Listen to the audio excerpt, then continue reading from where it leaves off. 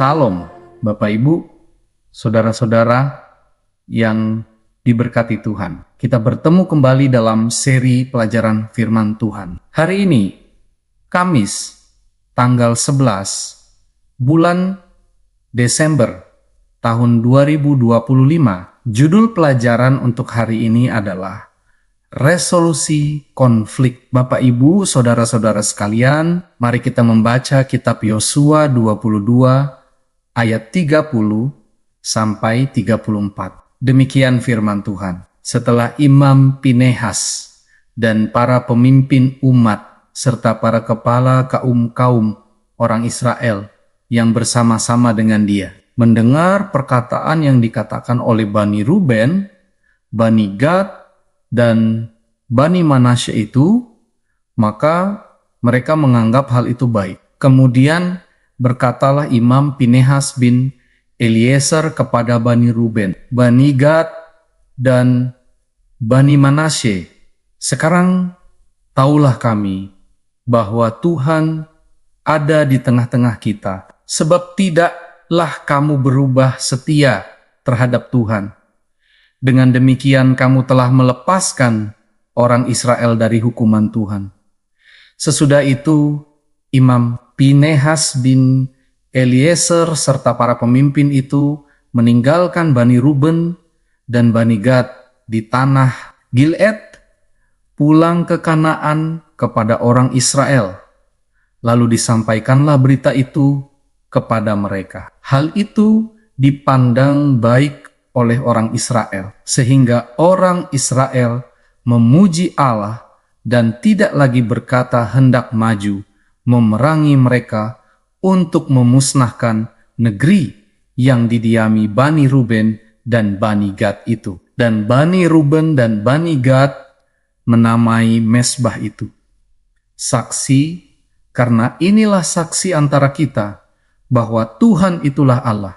Berdasarkan ayat tersebut, Bapak Ibu sekalian, bagaimanakah seluruh peristiwa ini memberi kita wawasan tentang penyelesaian konflik dan cara-cara untuk memastikan kesatuan gereja? Bisa juga kita bandingkan dengan kitab Mazmur pasal 133, lalu kitab Yohanes 17 ayat 20 sampai 23, dan kitab 1 Petrus 3 ayat 8 dan 9.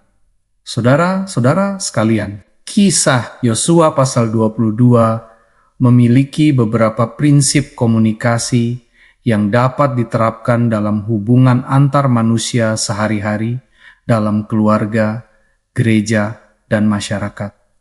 Yang pertama, ketika ada sesuatu yang salah atau tampaknya salah, hal terbaik yang harus dilakukan adalah berkomunikasi, bukan memendam pengamatan kita sampai meledak. Adalah baik bagi umat Allah untuk tidak bersikap acuh tak acuh ketika tampaknya ada masalah muncul. Tentu saja, seandainya suku-suku Transordan mengomunikasikan maksud mereka untuk membangun mesbah, seluruh masalah ini dapat dihindari. Yang kedua, saudara-saudara, bahkan jika seseorang yakin dengan penilaian mereka, jangan langsung mengambil kesimpulan yang terburu-buru. Suku-suku Yordan Barat dengan cepat mempercayai desas-desus yang sampai ke telinga mereka dan menarik kesimpulan yang salah bahwa suku-suku Yordania Timur telah murtad. Yang ketiga, bicarakan masalah yang nyata atau yang dirasakan sebelum Anda mengambil kesimpulan. Yang keempat, bersedia berkorban untuk mencapai persatuan. Suku-suku Yordan Barat bersedia menyerahkan sebagian jatah mereka untuk mengakomodasi suku-suku lain jika berada di seberang.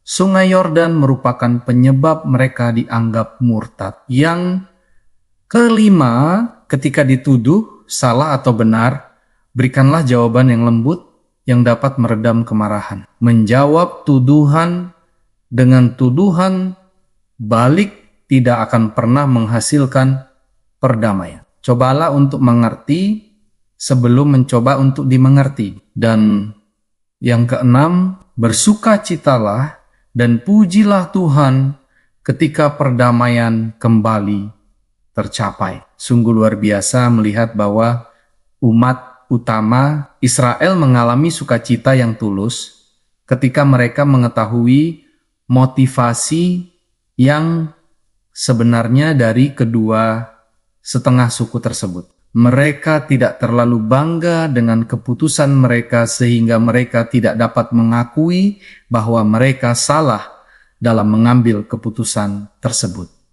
Saudara-saudara yang dikasihi Tuhan, seandainya suku-suku Yordan Timur murtad, bangsa Israel akan menerapkan persyaratan perjanjian. Kesatuan tidak pernah bisa menjadi argumen untuk mengecilkan kebenaran atau menyerah atas prinsip-prinsip Alkitab. Namun saudara-saudara, disiplin gereja harus selalu menjadi pilihan terakhir dan bukan yang pertama. Setelah upaya rekonsiliasi dan bantuan pastoral yang didasarkan pada firman Tuhan gagal, betapa berbedanya jemaat-jemaat kita, Bapak Ibu sekalian, jika prinsip-prinsip sederhana ini diterapkan secara konsisten. Bapak Ibu dan saudara-saudara yang diberkati Tuhan, sampai di sini pelajaran firman Tuhan untuk hari ini. Terima kasih sudah turut belajar bersama-sama dengan kami. Sampai bertemu kembali pada pelajaran-pelajaran berikutnya. Tuhan memberkati kita semuanya. Amin. Why?